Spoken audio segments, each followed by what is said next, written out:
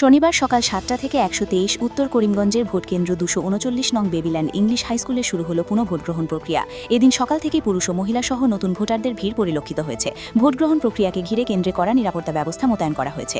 গত ৯ এপ্রিল অনুষ্ঠিত বিধানসভা নির্বাচনের সমস্ত প্রাসঙ্গিক পরিস্থিতি বিবেচনা করে গণপ্রতিনিধিত্ব আইন ১৯৫১ এর ধারা ৫৮ এর উপধারা ২ ক অনুযায়ী ভারতীয় নির্বাচন কমিশন এই মর্মে ঘোষণা করেছে যে ২০২৬ সালের ৯ এপ্রিল উল্লেখিত ভোটকেন্দ্রে অনুষ্ঠিত ভোটগ্রহণ বাতিল করা হয়েছে এবং উক্ত বিধানসভা কেন্দ্রে ক্ষেত্রে ২০২৬ সালের ১১ এপ্রিল শনিবার পুনঃ ভোটগ্রহণের সিদ্ধান্ত নেওয়া হয়েছে। এদিন সকাল ৭টা থেকে বিকেল ৫টা পর্যন্ত ভোটগ্রহণের সময় নির্ধারণ করেছে কমিশন এবং কমিশনের নির্দেশনা অনুযায়ী উল্লেখিত ভোটকেন্দ্রে শুরু হয়েছে ভোটগ্রহণ পর্ব। এই ভোটকেন্দ্রে আনুমানিক ৬০০ থেকে ৭০০ ভোটার এদিন নিজের ভোটাধিকার প্রয়োগ করবেন বলে সূত্রে খবর পাওয়া গেছে। কমিশনের সচিব রাজীব রঞ্জন লিখিত প্রতিবেদনের মাধ্যমে উক্ত কেন্দ্রের পুনঃভোট প্রক্রিয়া সম্পন্ন করতে প্রত্যেকের সহযোগিতা কামনা করেছেন।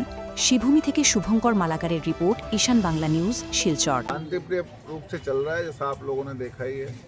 बहुत शांतिप्रिय रूप से पूरा वोटिंग का प्रोसेस पूरी सुरक्षा में और ऑफिशियल्स के निगरानी में शांतिपूर्ण तरीके से संपन्न हो रही है और आशा भी यही है कि शांतिपूर्ण तरीके से एकदम कड़ी सुरक्षा में मतदान संपन्न होगा। 9 तारीख को एक्चुअली क्या हुआ था जिसके लिए रिपोल करना पड़ रहा है? That is under investigation but there was vitiation of poll process को बाधित किया गया था, जिसकी वजह से कमीशन को लगा कि यहाँ पे फ्रेश पोल की आवश्यकता है, इसलिए फ्रेश पोल कंडक्ट किया। टोटल वोटर्स कितने हैं यहाँ पे? 599। अभी तक कास्टिंग के साथ चल रहा है? वो प्रिसाइडिंग ऑफिसर से पूछना पड़ेगा। I can not enter into the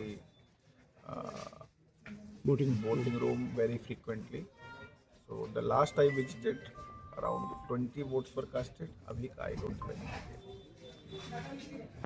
যেটা পাবলিসিটি মারফতে জেনেছি হয়তো কোনো গন্ডগোল হয়েছিল মেশিন সংক্রান্ত সব কারণে, এছাড়া তো কিছুই জানা যায়নি। গতদিনও সুষ্ঠুভাবে ছিল, আজকেও তো ব্যবস্থা সুন্দর ছিল। সকাল সকাল দিয়ে গেলাম, ভালোই ছিল।